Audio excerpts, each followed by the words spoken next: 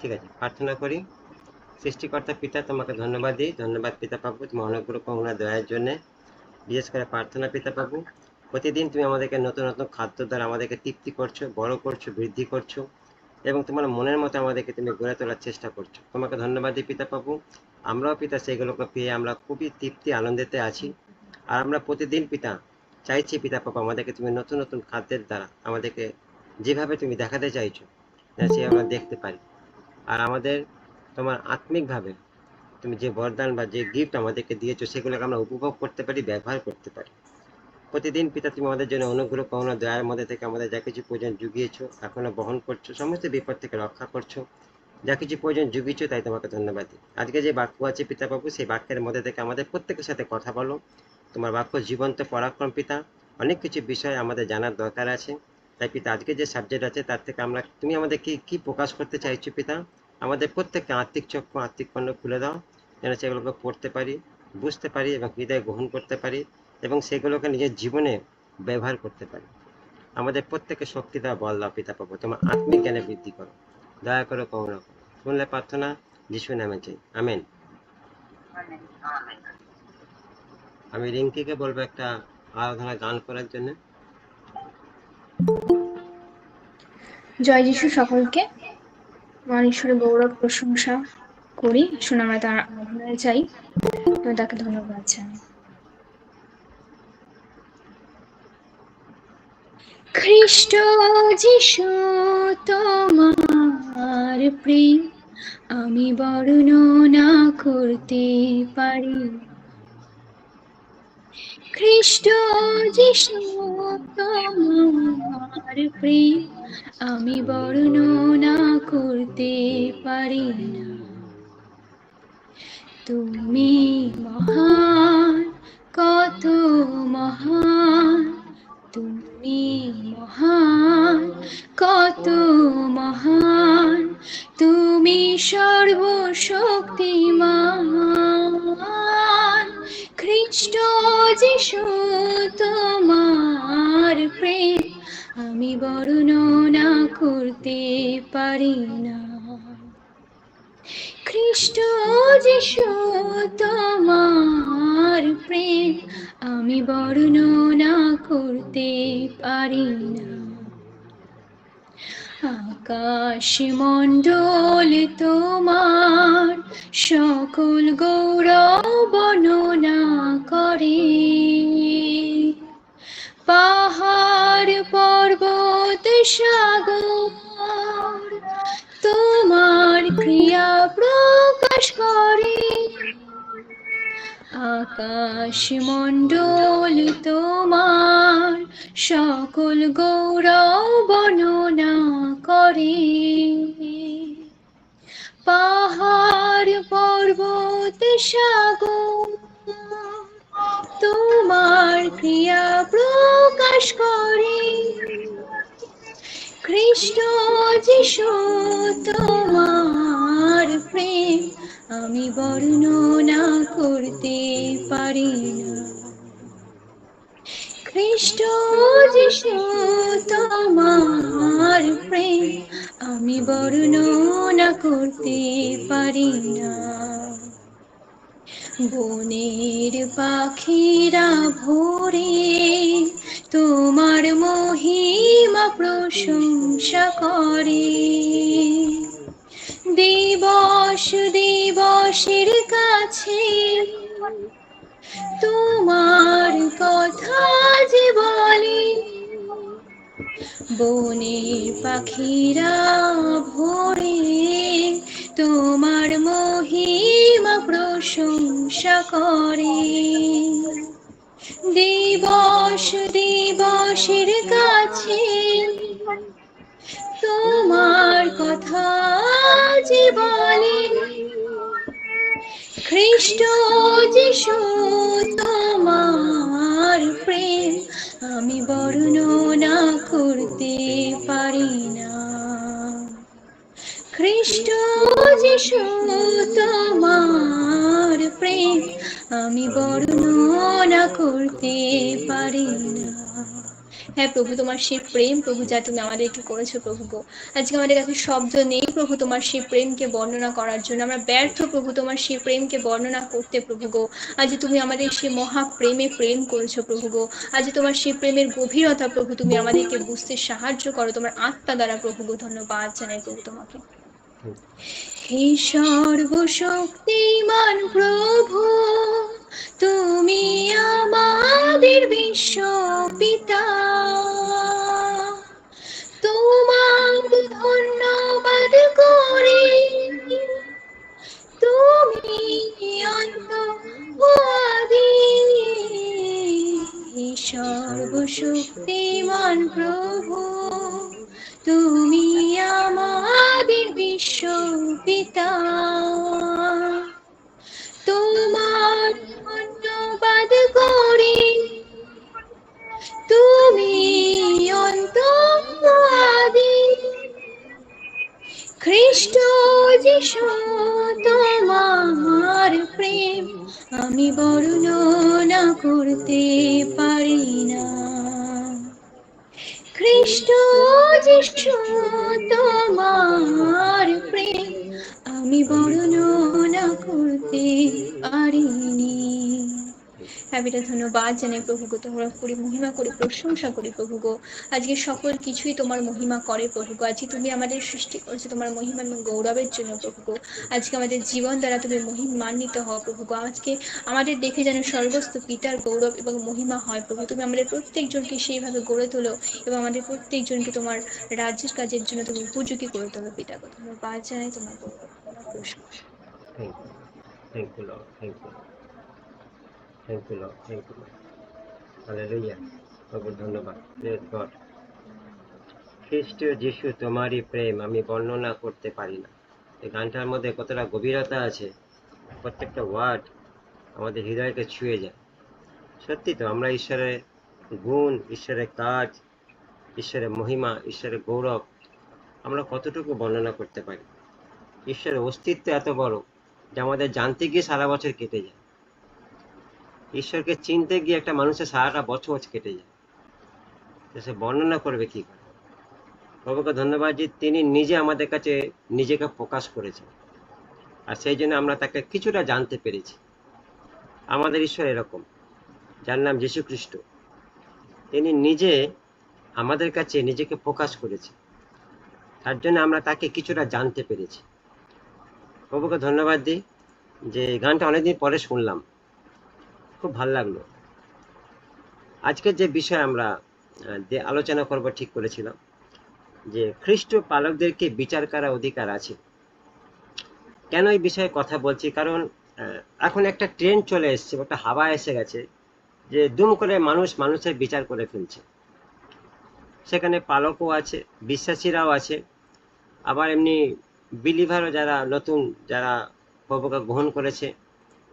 তো বাইবেল থেকে আমরা দেখব যে এটা কতটা প্রযোজ্য, বা এটার উপর ঈশ্বর কতটা ছাড় দিয়েছে, বা এটা কাদের জন্য বলছে, কাদেরকে এই কাজটা করার জন্য বলেছে, আমরা বাইবেল থেকে দেখব।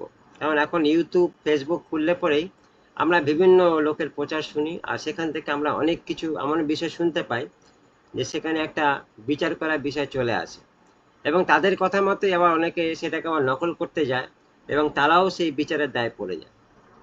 তো আমরা এরকম কিছু করব না, কারণ আমরা যেহেতু বাইবেল পড়ি আর আমাদের শিক্ষা সেরকম নয়। তো আমরা আজকে বাইবেল থেকে দেখব যে এটা কাদের জন্য বলছে। একটা পদ পড়ব, আর তারপর সেখান থেকে আমরা আস্তে আস্তে আমরা এই বিষয়ে আলোচনা যাব। দেখো একটা পদ বলছে, প্রথম করন্থীয় 2:15 পদ। দেখো পদটা পড়ো, প্রথম করন্থীয় 2:15 পদ পড়ো পদটা।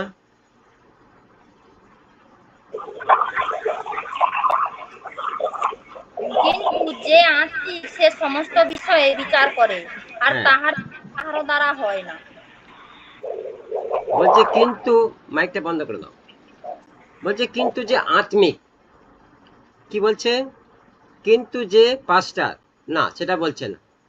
কিন্তু যে বিশ্বাসী, না সেটাও বলছে না। কিন্তু যে প্রেরিত, না সেটাও বলছে না। বা কিন্তু যে নতুন বিশ্বাসী, সেটাও বলছে না। কি বলছে? কিন্তু যে আত্মিক। আর একবার বলো, কিন্তু যে সবাই বলো, কিন্তু যে ঠিক। আত্মিক, কিন্তু যে আত্মিক, ভালো করে পয়েন্টটাকে লাইনটাকে শোনো। বলছে কিন্তু যে আত্মিক সে সমস্ত বিচার বিচার করে, তাহার বিচার কারো দ্বারা হয় না। তাহার বিচার কারো দ্বারা হয় না বলছে, তাহলে কি পাবার কি ক্ষমতা শোনো। যে আত্মিক সে সবার বিচার করতে পারে, কিন্তু তাহার বিচার কারোর দ্বারা হবে না।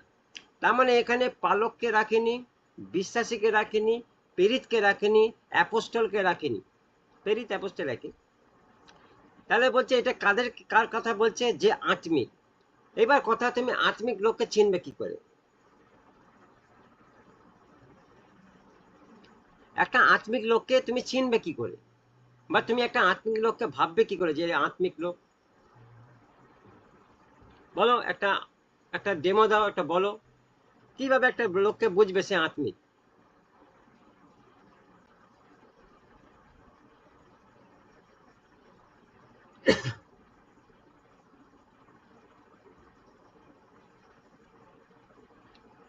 তাহলে বলো না, যে আন্দাজ করে বলো না।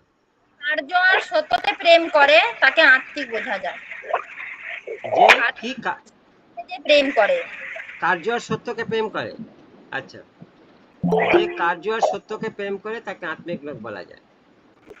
আচ্ছা, বলো আর কেউ বলো। যে কথা যেরকম বলছে মোটামুটি কাজও সেরকম করছে। হ্যাঁ, যে কথা আর কাজে এক, যার কথা আর কাজের মধ্যে মিল আছে। বলছে যে বাক্য আর বাক্যের সাথে যে কাজ, কার্য আর সত্য ওটাও কাছাকাছি আছে। তাহলে বলছে যার কথা আর যার কাজ এক, বলছে সেই ব্যক্তিকে তুমি একটা বলতে পারো, হ্যাঁ ঈশ্বরের বাক্য অনুসারে যেটা লেখা আছে, আর সে যেটাকে বলছে বা শিক্ষা দিচ্ছে বা যেটাকে সে প্রকাশ করছে মানুষের কাছে, ঠিক সেই অনুসারে সে একটা কার্য করছে। ঠিক সেম যেরকম আছে, ঠিক সেইভাবে সে কার্য করছে। তার মধ্যে এটা আত্মিক একটা গুণ, এটা ঈশ্বরের বাক্য সাপোর্ট করে। কিন্তু যে কার্যে একরকম, কথা একরকম, তাহলে কোনো একটা জায়গায় গন্ডগোল আছে, গোজামিল আছে, তার মানে মিল হচ্ছে না, ম্যাচ খাচ্ছে না। তাহলে সেখানে তুমি তাকে আত্মিক বলতে পারো না। তাহলে বলছে যাদেরকে ঈশ্বরের আত্মার দ্বারা তৈরি করা হয়েছে বা পবিত্র আত্মার দ্বারা তাদেরকে তৈরি করা হয়েছে, তাহলে আত্মিক ব্যক্তি মানে কি বলছে বলো? আত্মিক ব্যক্তি মানে, দেখবো বাক্য থেকে আমরা, আত্মিক ব্যক্তি বলতে কাদেরকে বলছে? রক্তে মাংসের শরীরকে কখনো আত্মিক ব্যক্তি বলাবে না। বাইবেল বলছে রক্তে মাংসের শরীরের সাথে ঈশ্বরের কোনো সম্পর্ক নেই। রক্তে মাংসের শরীর কখনো ঈশ্বরকে চিনতে পারে না, এটা বাইবেল বলছে। তাহলে বলছে আত্মিক ব্যক্তি বা আত্মিক ব্যক্তির পরিচয় তুমি কি করে পাবে? তাহলে এখানে বলছে যারা, তারা যারা ঈশ্বরের আত্মার দ্বারা তৈরি হয়েছে বা পবিত্র আত্মার দ্বারা তৈরি হয়েছে, বা পবিত্র আত্মা, বা তারা মানুষের পরিস্থিতি দেখতে পারে, কে দুষ্টতার মধ্যে আছে আর কে প্রভুর মধ্যে আছে, কিন্তু তারা আত্মিক নয়। তারা মানুষকে বা ঈশ্বরের লোকেদের চিনতে পারবে না। কিন্তু যারা আত্মিক নয় তারা মানুষকে বা ঈশ্বরের লোকেদের চিনতে পারবে না, তারা পরিস্থিতিকে বুঝতে পারবে না।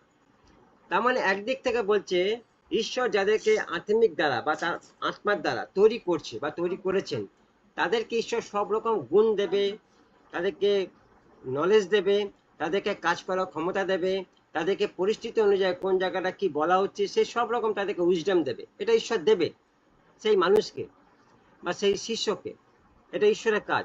কারণ আমরা প্রথম শতাব্দী মণ্ডলীতে দেখেছি আমরা যে যিশুর শিষ্যরা যখন কাজ করতো তাদের মধ্যে এই গুণগুলো ছিল, এবং তারা যেভাবে ঈশ্বরের আত্মার দ্বারা তাদেরকে যেভাবে চালিত করা হতো, তারা ঠিকভাবে সেইভাবে চালিত হয়ে তারা সব কাজ করত। আর সেই জন্য তাদের সাথে পবিত্র আত্মা প্যারালালি সমস্ত জায়গা তাদের সাথে কাজে হেল্প করত। এটা তারা করতো না, কিন্তু পবিত্র আত্মা তাদের সঙ্গে থেকে কাজগুলো করত। আর তারা, তখনকার লোকেরা কি মনে করতো, পিতর জাকব যোহন করছে বা পৌল করছে, তখনকার লোক তাই মনে করতো। কিন্তু কাজ অ্যাকচুয়ালি কে করতো? তারা করতো? তারা করতো না, করতো পবিত্র আত্মা। তাদের মধ্যে যে আত্মা থাকতো, তার মধ্যে যার মধ্যে খ্রিস্টান আত্মা নেই সে খ্রিস্টান নয়, আর যার মধ্যে খ্রিস্টান আত্মা আছে সে খ্রিস্টান। তার মধ্যে পবিত্র আত্মা ছিল, সেই জন্য সে কাজগুলো তারা করতে পেরেছিল। তাহলে আজকে পিকচারটা একটু অন্যরকম হয়ে গেছে। দেখো প্রথম যোহন 2 অধ্যায় 20 পদ পড়ো আর 27 পদ পড়ো। প্রথম যখন 2 অধ্যায় 20 পদ পড়ো, 27 পদ পড়ো। 20 পদটা প্রথমে পড়ো। আর তোমরা সেই পবিত্রতম হইতে অভিষেক পাইয়াছ ও সকলেই জ্ঞান পাইয়াছ। তাহলে বলছে আর তোমরা সেই পবিত্রতম হইতে অভিষেক পাইয়াছো, আর কি পাইয়াছো? জ্ঞান পাইয়াছো। পবিত্রতম বলতে পবিত্র আত্মার কথা বলছে। পৃথিবীতে যাকে পাঠানো হয়েছে তার মধ্যে থেকে তুমি অভিষেক পেয়েছো আর সকলের জ্ঞান পাইয়াছো। 27 পদ পড়ো এবারে। আর তোমরা তাহা হইতে যে অভিষেক পাইয়াছ তাহা তোমাদের অন্তরে রহিয়াছে, এবং কেহ যে তোমাদিগকে শিক্ষা দেয় ইহাতে তোমাদের প্রয়োজন নাই। হ্যাঁ, কিন্তু তাহার সেই অভিষেক যেন সকল বিষয়ে তোমাদিগকে শিক্ষা দিতেছে, এবং হ্যাঁ। তাহা যেমন সত্য মিথ্যা নয়, এমনকি তাহা যেমন তোমাদিগকে শিক্ষা দিয়েছে তেমনি তোমরা তাহাতে থাকো। তাহলে বলছে 20 পদ বলছে আর তোমরা সেই পবিত্রতম হইতে অভিষেক পাইয়াছো। তার মানে একটা জায়গা কনফার্ম যে ঈশ্বরের আত্মা তোমার জীবনে এসছে, মানে তোমার জীবনে অভিষেক নিয়ে এসছে। তুমি অভিষেক ঈশ্বরের মনোনীত দাস, মনোনীত সন্তান, এটা কনফার্ম। আর কি বলছে? ও সকলেই জ্ঞান পাইয়াছো। তার মানে পবিত্র আত্মা আসা মানে ঐশ্বরিক বিষয়গুলোকে নিয়ে তোমার কাছে এসছে। তিনি এখানে নামে আসেনি। ঈশ্বরের যা যা গুণ আছে, স্বভাব আছে, পরাক্রম আছে, অধিকার আছে, ক্ষমতা আছে, সব কিছু নিয়ে তোমার সাথে তোমার কাছে এসছে। তার মানে তুমি এগুলোকে ব্যবহার করতে পারো, বা তিনি তোমার মধ্যে থেকে এগুলোকে ব্যবহার করতে পারে, যদি একদিক থেকে আরো সোজাভাবে বলা যায়। 27 পদ বলছে আর তোমরা, এবার আমাদের কথা বলছে, এটা ঈশ্বরের পাঠ বললাম, এটা ঈশ্বরের দিক বললাম। এবার বলছে আর তোমরা তাহা হইতে যে অভিষেক পাইয়াছো তাহা তোমাদের অন্তরে রইয়াছে। তার মানে এটা তোমাকে বিশ্বাস করতে বলছে, এটা রয়েছে, বিশ্বাস করো। এবং কেউ যে তোমাদিগকে শিক্ষা দেয় ইহাতে তোমাদের প্রয়োজন নাই। তার মানে যে আত্মিক ব্যক্তি বা ঈশ্বর যাকে আত্মিক ভাবে গড়ে তুলছে, বলছে তার একমাত্র শিক্ষক পবিত্র আত্মা, তার একমাত্র টিচার পবিত্র আত্মা। কারণ তিনি পবিত্র আত্মার কাছ থেকে যেগুলো পাবেন তিনি সেগুলো মানুষের কাছ থেকে পাবেন না। সেগুলো কোনো পাস্টার দিতে পারবে না, সেগুলো কোনো বিশ্বাসী দিতে পারবে না, সেগুলো কোনো প্রেরিত দিতে পারবে না। রক্তে মাংসের শরীরে সেই শিক্ষা কখনো অর্জন করা যায় না। তার মানে বলছে এটা তাদের জন্য প্রযোজ্য যারা তার মধ্যে রয়েছে, বা তারা যেটাকে নিয়ে নিয়েছে, অন্তরে রেখে দিয়েছে বলছে। এবং কেউ যে তোমাদিগকে শিক্ষা দেয় ইহাতে তোমাদের প্রয়োজন নাই, কিন্তু তাহার সেই অভিষেক, এবার একটা পাঠ বলছে, কিন্তু তাহার সেই অভিষেক যেমন সকল বিষয়ে তোমাদিগকে শিক্ষা দিতেছে, সকল বিষয়। এখানে কোনো আলাদা কোনো বিষয় মেনশন করেনি যে খালি বিশ্বাস, প্রেম, পরাক্রম, চমৎকার, মিরাক্কেল, তেল, জল, রুমাল, সাবান, এরকম কিছু মেনশন করেনি। মানে এগুলো তো নেই অ্যাকচুয়ালি, কিন্তু বলছে যে যেগুলো বাইবেল থেকে যেটা সাপোর্ট করছে, প্রেম, বিশ্বাস, ধার্মিকতা, এগুলো তো আছে। তাহলে বলছে সেই সকল বিষয় তোমাদিগকে শিক্ষা দিতেছে, এবং তাহা যেমন সত্য, সত্য মানে একদম কনফার্ম, এখানে কোনো তুমি খুদ বার করতে পারবে না, এবং মিথ্যা নয়, এমনকি তাহা যেমন তোমাদিগকে শিক্ষা দিতেছে তেমনি তোমরা তাহাতে থাকো, তেমনি তোমরা তাহাতে থাকো। থাকা মানে কি? কালকে এই বিষয়টা নিয়ে আলোচনা হচ্ছিল, তাই তো? সোমবার দিন এই বাক্যটা নিয়ে আলোচনা হচ্ছিল তো, ভুলে গেলে? কালকে এই বিষয় নিয়ে আলোচনা হচ্ছিল তো। কালকে হয়েছিল। তাহলে বলছে এখানে কি বলছে জানো বাক্যটা? কালকে যিনি উনি সেটা বলছিলেন যে খ্রিস্ট লাইফের মধ্যে কোনো স্ট্রাগল নেই, তাই তো বলছিল তো? কি তাই তো বলছিল তো?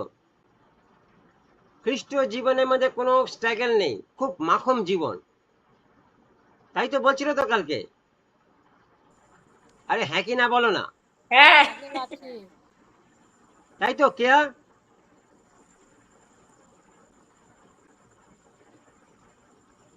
কে আছো তো? হ্যাঁ স্যার, এই ফোনটা আমার ছেলের হাতে, ওই জন্য আনসার দিতে দেরি হলো। হ্যাঁ, বলছি যে কালকে উনি বলছিলেন যেটা, যে খ্রিস্টীয় জীবনের মধ্যে কোনো স্ট্রাগল নেই, তাই তো বলছিল তো? হ্যাঁ, বললো যদি আমরা তাহাতে থাকি আর তিনি আমাদিগেতে থাকেন তাহলে আমাদের হ্যাঁ, স্ট্রাগল করতে লাগবে না, অটোমেটিক্যালি বাধ্যতা এসে যাবে। তার মানে এটা এটা এটা কি বলতে চাইছিল? মানে কালকে তোমরা কি বুঝছিলে বিষয়টা? তার মানে উনি কি বলতে চাইছিল? তার মানে উনি বলতে চাইছিল যে ঈশ্বরের দৃষ্টি থেকে কোনো কিছু অসম্ভব না, ঈশ্বরের কাছে সবকিছু সম্ভব। ভালো করে বিষয়টা বোঝো। ঈশ্বর যদি তোমার জীবনে থাকে যদি তোমাকে ঈশ্বর আত্মিক ব্যক্তি গড়ে তোলে, তাহলে ঈশ্বরের দিক থেকে কোনো কিছু অসম্ভব না, কারণ ঈশ্বরের কাছে সবকিছু সম্ভব। তাহলে ঈশ্বরের দিক থেকে তোমাকে যে জীবন দেওয়া বলছে, সেই জীবন মাখম জীবন, ঠিকই বলেছেন উনি। ঈশ্বরের দিক থেকে তোমাকে যে জীবনটা দেওয়া হয়েছে সেটা মাখম জীবন, সেটা ভালো, মানে সেটা খুব মানে ফ্রি মাইন্ডে একদম ফেথফুলি জীবন, যেখানে তোমার কোনো রকম ভাবে শান্তি বা প্রেম বা ধার্মিকতা কেউ নষ্ট করতে পারবে না। কিন্তু বলছে তুমি যদি তাহাতে থাকো, বলছে যদি তুমি তাহাতে থাকো তবে তুমি সেই লাইফটা এনজয় করতে পারবে। যদি না থাকো তাহলে কখনো এনজয় করতে পারবে না। তাহলে থাকার জন্যে তোমাকে তো একটা কষ্ট করতে হবে, তাই তো? মানুষকে একটা কষ্ট করতে হয় না? প্রভুর সঙ্গে থাকার জন্য এই পৃথিবীতে একটা স্ট্রাগল তো আমাদেরও করতে হয়। আরে হ্যাঁ কি না বলো? হ্যাঁ স্যার। আর এটা বাস্তব কথা, এটা বাস্তব কথা। প্রভুর দিক থেকে খ্রিস্টীয় লাইফে কোনো স্ট্রাগল নেই, ঠিকই আছে, বাইবেল ঠিকই কথা বলছে।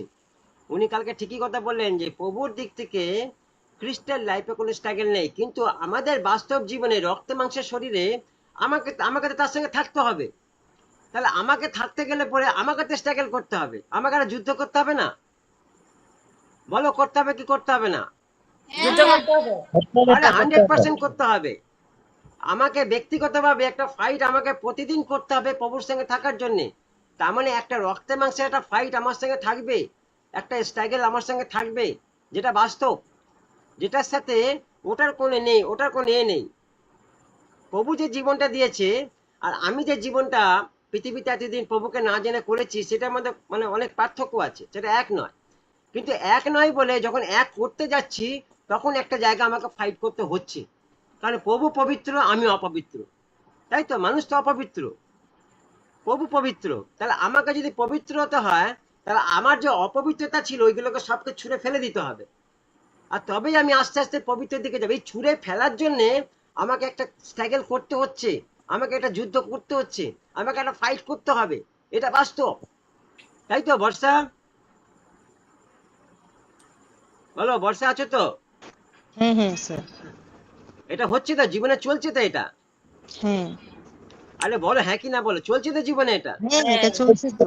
আরে এটা বাস্তব, এটা চলছে, এটা বাস্তব, এটা চলছে। তার মানে এটা বাস্তব সত্য যে ঈশ্বর যে জীবন তোমাকে দিয়েছে, সত্যি সেই জীবন মাখমের জীবন, সেই জীবনের মধ্যে কোনো স্ট্রাগল নেই। কিন্তু বলছে মানুষ এতদিন সেই জীবনটাকে চিনতে পারেনি, মানুষ এতদিন সেই জীবনটাকে সত্যিকারে ওইটাকে নিয়ে এনজয় করতে পারেনি। আর সেই জন্য মানুষ যখন নিজে থেকে কিছু করার চেষ্টা করে, এই তখন জিলিপির প্যাঁচের মধ্যে আস্তে আস্তে ফাঁসতে শুরু করে, আর শয়তান অক্টোপাসের মতন মানুষকে গ্রিপ করে রাখে। এবার এই অক্টোপাসকে ছুঁড়ে ফেলা দেওয়ার জন্য তোমাকে অনেক কষ্ট করতে হবে, ওইটা রক্তে মাংসের মধ্যে আঁকড়ে বসে আছে। এক একটা জিনিসকে তুলে ফেলতে গেলে বলছে অনেক স্ট্রাগল করতে হয় আমাদেরকে। আলটিমেট যখন তুমি এটা করতে পারবে, তখনই তুমি এই জীবনটাকে দেখতে পাবে, ওটাকেই বলছে ঈশ্বরের সমরূপ হয়ে যাওয়া। আর ওইটা ঈশ্বর চাইছে, একটা দিন তাই হবে। তুমি ধীরে ধীরে ধীরে ধীরে ঈশ্বরের সমরূপ হয়ে যাবে যখন তুমি এই জায়গাটা কমপ্লিট করতে পারবে। আর এটা তখনই সম্ভব যখন তুমি তার সঙ্গে থাকতে পারবে, যখন তুমি তার সঙ্গে থাকবে। তাহলে বলছে এটা আত্মিক ব্যক্তির কথা বলা হচ্ছে। এটা আমি একটু অন্য প্রসঙ্গে বললাম, কিন্তু বলছে এখানে আজকে যে কথা বলছি, এটা একটা আত্মিক ব্যক্তির কথা বলা হচ্ছে, যারা ঈশ্বরের সঙ্গে থাকে বা যারা ঈশ্বরের সাথে গমনাগমন করে। তাহলে বাইবেল বলছে ঈশ্বর প্রত্যেকটা বিশ্বাসীকে এইভাবে দেখতে চাইছে। তাহলে বলছে এটা ঠিক না, তাই ঈশ্বর যেটা চাইছে সেটা হচ্ছে না। ফাইনালি একটা জায়গা যেটা ঈশ্বর দেখতে চাইছে সেটা হচ্ছে না, কিন্তু আমরা চাইছি আমাদের ভাই বোনরা বৃদ্ধি পাক, আমরা চাইছি আমাদের ভাই বোনরা যাতে আত্মিক ভাবে মজবুত হোক। সেই জন্য আমরা কিছু কিছু মানুষকে আমরা নিয়ে আসি আমাদের পেজের মধ্যে, আর তাদেরকে আমরা বলি তোমরা একটু শিক্ষা দাও, যাতে তোমাদের মধ্যে থেকে আমাদের ভাই বোনরা যাতে আত্মিক ভাবে মজবুত হোক। উদ্দেশ্য একটাই, উদ্দেশ্য অনেক কিছু না। অনেকের মধ্যে অনেক কিছু আছে, তাদেরকে যেহেতু আমি ব্যক্তিগতভাবে চিনি আর আমি জানি তাদের মধ্যে ঈশ্বরিক কিছু গুণ আছে, এবং সেখান থেকে যদি কিছু আমরা নিতে পারি, তাহলে আমাদের অনেক কাজে লেগে যাবে না, আমাদের পরিবার অনেক কাজে লেগে যাবে। সেই জন্য তাদেরকে আমরা সুযোগ দিয়েছি যে তোমরা আমাদের পেজে আসো, আমাদের পেজে এসে আমাদের ভাই বোনদেরকে একটু উৎসাহিত করো। উদ্দেশ্য একটাই, যাতে আমাদের ভাই বোনরা যাতে সেই শিক্ষায় শিক্ষিত হয়ে স্ট্রং একটা লিডার হতে পারে, স্ট্রং একটা বিশ্বাসী হতে পারে, স্ট্রং একটা ঈশ্বরের লোক হতে পারে। এটাই আমাদের উদ্দেশ্য। তাহলে এই জায়গাটা অনেকে করতে চায় না, এই জায়গাটা অনেকে ছাড়তে চায় না। ভালো, তোমাকে বাস্তব কথা বলছি, এই জায়গা অনেকে ছাড়তে চায় না, অনেকে দিতে চায় না, অনেকে এই জায়গাটা অ্যালাউ করতে চায় না, অনেকে ভয় পায় এগুলোকে। কিন্তু আমরা সেরকম নই, আমাদের মধ্যে এরকম কোনো বিষয় নেই। আমাদের উদ্দেশ্য একটাই, যেন আমাদের ভাই বোনরা আত্মিকভাবে মজবুত হোক। যারা যে জেলায় আছে, যেন সেই জেলায় তারা একটা আত্মিক ব্যক্তির মতো কাজ করতে পারে, একটা আত্মিক লিডার হয়ে সেখানে ঈশ্বরের গুণ বা তার মধ্যে যে ঈশ্বরের স্বভাব বা ঈশ্বরের যে পরাক্রম যেন তার মধ্যে থাকে, আর সেই জেলাতে সে সেইভাবে পরাক্রম সহিত কাজ করতে পারে। এটাই তো চেয়েছিল প্রথম শতাব্দীর মণ্ডলীতে, ঈশ্বর 12 জনকে এই জন্য বেঁচেছিল। দাদা, বাচ্চাটা অনেক লোক ছিল, কিন্তু ঈশ্বর চেয়েছিল যে 12 জনের মধ্যে থেকে কাজ হবে। আর তিনি 12 জনকে এমন ক্ষমতা পরাক্রম দিয়েছে যে 12 জন মিলে সারা পৃথিবী লন্ডভন্ড করে দিয়েছে। তাহলে একজন ব্যক্তি যদি ঠিকভাবে আত্মিকভাবে বড় হতে পারে, তাহলে ঈশ্বর একটা জেলাকে একটা ব্যক্তির মধ্যে থেকে অনেক কিছু করতে পারে। তাহলে আজকে একটা জেলা, দেখো এক একটা জেলার মধ্যে অনেক চার্চ আছে, অনেক মন্ডলী আছে, কিন্তু বলছে সেইভাবে পরাক্রম কোথায়, মানুষের মধ্যে পরিবর্তন কোথায়, খ্রিস্টের সেই জায়গা দেখা যাচ্ছে না তো। মানুষ বিশ্বাসী হয়ে উঠছে কোথায়? খুব কম সংখ্যায় যে আমরা দেখতে পাচ্ছি যে খুব কম সংখ্যার মধ্যে একটা কাজ হচ্ছে। তাহলে বলছে কেন হচ্ছে না? একটা জেলার মধ্যে আজকে অনেক চার্চ আছে, অনেক মন্ডলী আছে, অনেক ডিমিনেশন ভাগ আছে, অনেক পাস্টার আছে, অনেক লিডার আছে, তথাপি সেখানে সেইভাবে কাজ হচ্ছে না কেন? ওই একটাই জিনিস, যে আত্মিকভাবে কেউ বেড়ে উঠতে পারছে না, আত্মিকভাবে কাউকে ঠিক সেইভাবে শিক্ষা দেওয়া হচ্ছে না। কিন্তু ঈশ্বর আমাদেরকে শিখিয়েছে যে আমরা আমাদের ভাই বোনকে আমরা যতটা পারবো, তেমনি বলছে মন্ডলীর মধ্যে অনেক পাস্টার লিডার ওরা চাইছে না যে তারা আত্মিকভাবে বড় হয়ে আরো মন্ডলী গঠন করুক বা আরো মন্ডলী বৃদ্ধি করুক, তারাও চাইছে না। এই জন্য তারা মন্ডলীর মধ্যে একটা এমন একটা জায়গা তারা রেখে দিয়েছে যে চলছে চলছে হচ্ছে হচ্ছে, এইভাবে চলছে আর কি। আর সেই জন্য সেখানে কোনো গ্রোথ নেই, সেখানে কোনো বৃদ্ধি নেই, এক জায়গায় মানুষ জমে আছে। তাহলে বলছে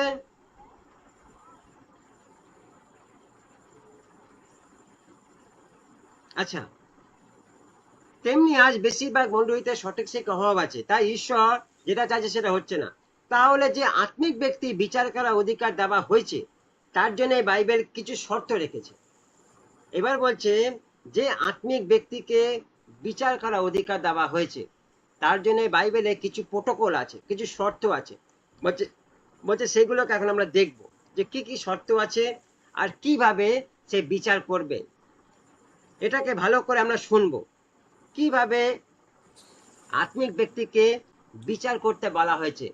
7খানার মতো পয়েন্ট আছে, আমরা 7টা পয়েন্ট ভালো করে শুনবো, অ্যাজ এ বাক্য অনুসারে আমরা দেখবো, আর এটাগুলো আমরা নোট করে রাখতে পারি। যাদের যাদের জীবনে এগুলো এরকমভাবে কাজ হচ্ছে বা ঈশ্বর কাজ করছে, এটা তাদের জন্য খুব প্রযোজ্য। আমি এক একটা করে পয়েন্ট বলবো, ভালো করে শোনো পয়েন্টগুলো। একটু থেমে থেমে কইব, থেমে থেমে কইবো, আচ্ছা। তাহলে জানে শিক্ষা ভুল দেখে তানেও গর্তে পড়বে, তানেও গর্তে পড়বে, তানেও নরকে যাবে, তানেও নরকে যাবে। না না, আমরা কেউ গর্তে পড়বো না। না জানে এইভাবে শিক্ষা দেয়নি আর কি, সঠিক শিক্ষা যারা আচ্ছা দেয় ভাই উভয়ে গর্তে পড়বে, অন্ধ হ্যাঁ অন্ধকে পথ দেখারে আর কি। ঠিক, আমরা নিজেরা গর্তে পড়বো না, কাউকে গর্তে ফেলবো না, বরঞ্চ যারা পড়েছে তাদেরকে তুলবো, এটাই আমাদের শিক্ষা। প্রথম পয়েন্ট হচ্ছে দৃশ্যমতে বিচার করবে না।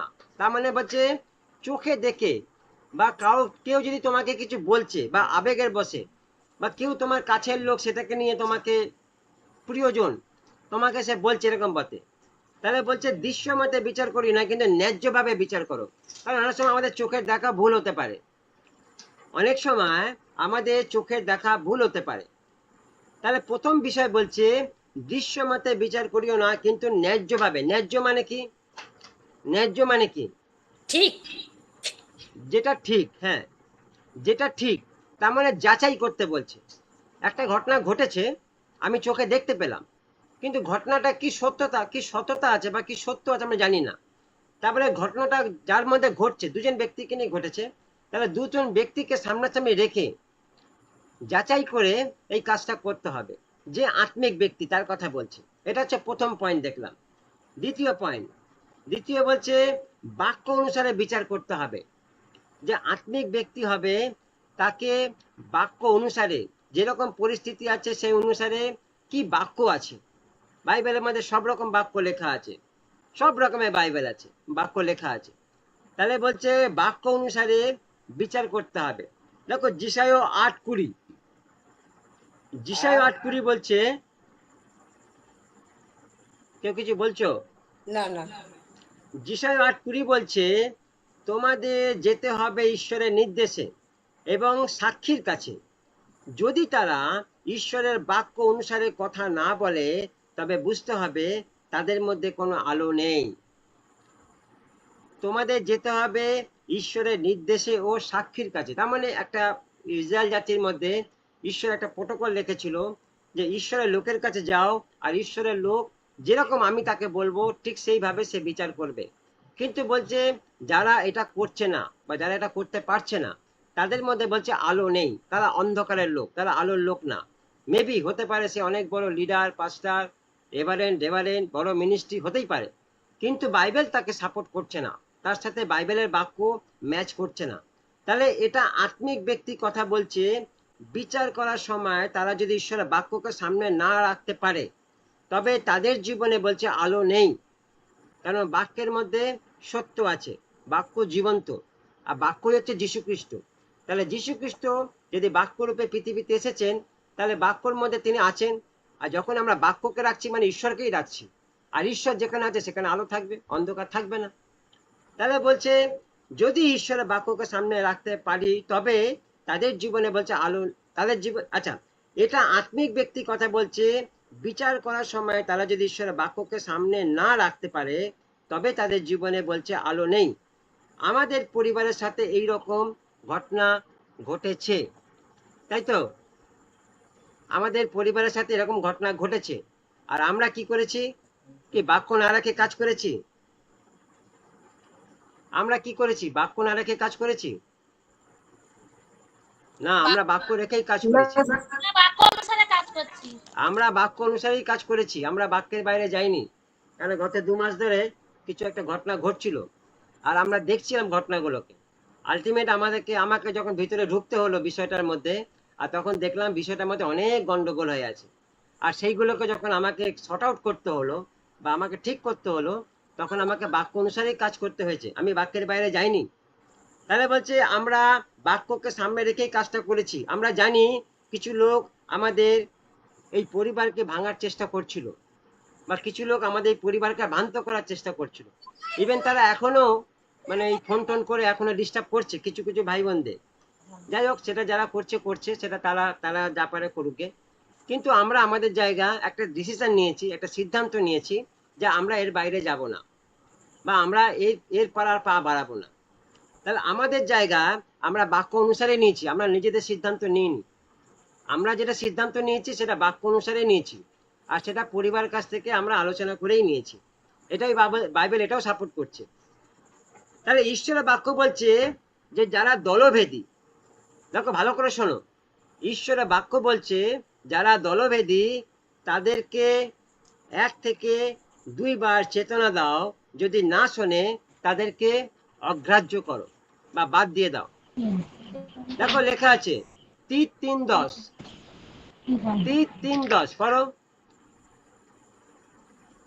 দেখো লেখা আছে, পড়ো তীত 3:10।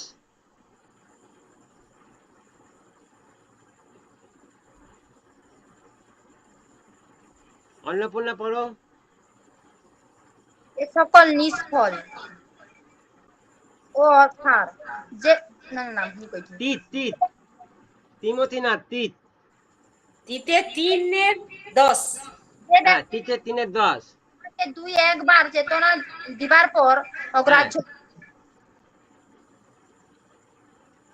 নেটওয়ার্ক প্রবলেম আছে, ঠিক আছে আমি পড়ছি। বলছে যে ব্যক্তি স্যার বলছি, দলভেদী, হ্যাঁ পড়ো পড়ো পড়ো। হ্যাঁ বলছি, যে লোক ভুল শিক্ষা দিয়ে দলাদলির সৃষ্টি করে হ্যাঁ তাকে প্রথমে একবার পরে আরেকবার সাবধান করো, হ্যাঁ এতে কাজ না হলে তার সঙ্গে মেলামেশা একেবারেই বন্ধ করে দাও। এই দেখেছো, একদম পরিষ্কার স্ট্রেট কাট বলে দিচ্ছে। এখানে দেখো আমার এখানে চলতি ভাষায় বলছে যে ব্যক্তি দলভেদী, মানে যাদের কাজ হচ্ছে দল ভাঙা, গ্রুপ ভাঙা, পরিবার ভাঙা, যারা মানুষকে ভেবে যেভাবে হোক, ফোনের মাধ্যমে হোক, সামনাসামনি হোক, বা তাকে প্রেমের মাধ্যমে হোক, ভালোবাসার মাধ্যমে, দল ভাঙার যে কাজ করছে, যে দলভেদী, বলছে তাকে 2 থেকে 3 বার চেতনা দাও, তাকে সাবধান করো, তাকে বলো এটা ঠিক করছো না ভাই। আর যেটা আমরা করেছি ব্যক্তিগত, আমি অ্যাজ এ পাস্টার আমি করেছি এটা, আমি তাদেরকে সাবধান করেছি, তথাপি বলছে তারা সাবধান হয়নি, তারপরেও তারা সে কাজগুলো করছে। যাই হোক, সেটা ঈশ্বর বিচার করবে। তাহলে বলছে তাদেরকে অগ্রাহ্য করো, তাদেরকে ছেড়ে দাও, তাদের সঙ্গে সম্পর্ক রেখো না। হ্যাঁ, তোমার পাড়ার মধ্যে থাকে, তোমার গ্রামের লোক আছে, বয়সে বড় আছে, অবশ্যই দেখা হলে সম্মান দেবে, তাকে রেসপেক্ট দেবে, তার সাথে কথা বলবে, কিন্তু আত্মিকভাবে তার সাথে একমত হবে না। কারণ তোমার পরিত্রাণ তোমাকে রক্ষা করতে হবে। তোমার পরিত্রাণ যদি হারিয়ে যায়, তাহলে তুমি সবচেয়ে বোকা লোক। অবশ্যই তাকে তুমি সম্মান দেবে, রেসপেক্ট করবে, তোমার পাড়াতেই থাকে, কথাবার্তা তো হবেই, কথাবার্তা থাকবেই, কথাবার্তা আমরা বলতেই পারি, অসুবিধা নেই। কিন্তু আত্মিক জায়গা আমরা কখনোই একমত হব না। কারণ তুমি আত্মিকভাবে যে শিক্ষা নিচ্ছ, আমি সেই শিক্ষা নিচ্ছি না। জানি না তুমি আত্মিকভাবে কি শিক্ষা নিচ্ছ, কিন্তু সেই শিক্ষার সাথে আমার শিক্ষার অনেক পার্থক্য আছে। আর আমি তোমার সাথে আত্মিকভাবে একমত হতে পারি না, কখনই হতে পারবো না। তাহলে আমার পরিত্রাণ হারিয়ে যাবে, পরিত্রাণ হারাতেও পারে। ভালো করে শুনে নাও, যদি তুমি ঈশ্বরের সঙ্গে না থাকো বা ঈশ্বরের বাক্যের সঙ্গে না থাকো, তাহলে খুব ডেঞ্জারাস জায়গা। তাহলে বলছে একদম আমরা, সঠিক কথা স্যার, একদম কারেক্ট কথা স্যার। প্রভুর ধন্যবাদ। তাহলে বলছে আমরা আমরা যা করছি ঈশ্বরের বাক্য অনুসারে করেছি, আগেও তাই করব। কারণ ঈশ্বর আমাকে প্রচুর প্রচুর জ্ঞান দিয়েছে, আমি এটা অহংকার করে বলছি না, কিন্তু আমার কাছে অনেক বাস্তব জীবনে কিছু ঘটনার মধ্যে থেকে ঈশ্বর আমাকে নিয়ে গেছে, শিখিয়েছে। আচ্ছা আচ্ছা, মানুষ এইসব জিনিস জানে না, কারণ আমি বাস্তব থেকে শিখেছি, আমি বাস্তব থেকে শিখেছি। আজকে মিনিস্ট্রি কি করে ভাঙছে, মিনিস্ট্রি কি করে গড়ছে, মিনিস্ট্রির মধ্যে কি প্রবলেম হয়, কি প্রবলেম হয় না, ঈশ্বর সেই নলেজ আমাকে প্রচুর দিয়েছে। ওই জন্যে আমরা এগুলো বুঝতে পারি যে কোন মানুষের মধ্যে কি চলছে আর কোন মানুষ কি কারণে কি করতে চাইছে। তাহলে এই জায়গাগুলো অনেকে জানে না বলে তারা ধোকা খেয়ে যায়, আর তাদের কাছে এইগুলো ভালো লাগে না। এই তখনই তারা তিত বিরক্ত হয়ে তারা নিজেদের মধ্যে কিছু অ্যাক্টিভিটি করার চেষ্টা করে, আর যেটা তাদের জীবনকে শয়তান টেনে নিয়ে চলে যায়। তাহলে আমরা যেটা দেখলাম, যে আমরা যে সিদ্ধান্ত নিয়েছিলাম সেই সিদ্ধান্ত ভুল না, ঠিক সিদ্ধান্ত নিয়েছি, আর এখনো আমরা বুঝে গেছি সিদ্ধান্ত আমাদের ঠিকই ছিল। তাহলে এটা একটা গেল, 2 নম্বর পয়েন্ট গেল। 3 নম্বর পয়েন্ট, যখন ঈশ্বরের বাক্য নীরব থাকে, তখন যে আত্মিক ব্যক্তি তাকে বলছে, যখন ঈশ্বরের বাক্য নীরব থাকে তখন তুমি বিচার করবে না। তার মানে এক কথায় বলছে, তোমার যে বিষয়ে নলেজ নেই বা তোমার যে বিষয়ে জ্ঞান নেই, তুমি সেই বিষয়ে কথা বলতে যেও না, তুমি নীরব থাকো, চুপচাপ থাকো। যদি ঈশ্বর তোমাকে সেখানে কিছু বলছে বা তোমাকে জানাচ্ছে, তখন তুমি বলতে পারো। কারণ একটা ব্যক্তি সবকিছু জানতে পারে না, একটা ব্যক্তি সবকিছু জানতে পারে না, এটা কখনো সম্ভব না। যেমন দেখো, অনেক ব্যক্তি আছে যে বাইরে কাজ করার অভিজ্ঞতা নেই, অনেক ব্যক্তি আছে আউটফিল্ডে কাজ করার অভিজ্ঞতা নেই, তারা সারা জীবন বাড়িতে বসে মিনিস্ট্রি করে এসছে, তারা সারা জীবন বাড়িতে বসেই ফেলোশিপ করেছে, তাদের বাইরের নলেজ নেই। এবার তুমি যদি তাদেরকে গিয়ে জিজ্ঞেস করো যে আউটফিল্ডে কাজ করতে গেলে পরে আমাকে কি করতে হবে, তারা যদি তোমাকে নলেজ জ্ঞান দেয়, তাহলে তারা ভুল দেবে, কারণ তাদের তো জ্ঞান নেই, তারা জানে না। কিন্তু যারা আউটফিল্ডে কাজ করছে, যারা বাস্তব বাইরে বেরিয়ে কাজ করছে, তারা বাস্তবের বিষয়ে বলতে পারে, তাদের কাছে বাস্তবের প্রচুর জ্ঞান থাকতে পারে, ঈশ্বর তাদেরকে বাস্তবের মধ্যে নিয়ে গেছে। আর তারা জানে আউটফিল্ডে গেলে পরে তোমাকে কতটা সাবধানে লোকের সাথে কথা বলতে হয়, কতটা সাবধানে তুমি মানুষের কাছে মিশতে হবে, কার সাথে কিভাবে কথা বলতে হবে, এটা তাদের নলেজ আছে। কিন্তু যারা আউটফিল্ডে বেরোয়নি, তারা কি করে বলবে, তারা কখনোই বলতে পারে না। তাহলে বলছে যখন ঈশ্বরের বাক্য নীরব থাকে, তখন আত্মিক ব্যক্তিকে বলছে তোমরা বিচার করবে না, স্থির থাকো, চুপ থাকো। দেখো কলসীয় 2:16, কলসীয় 2:16 পড়ো।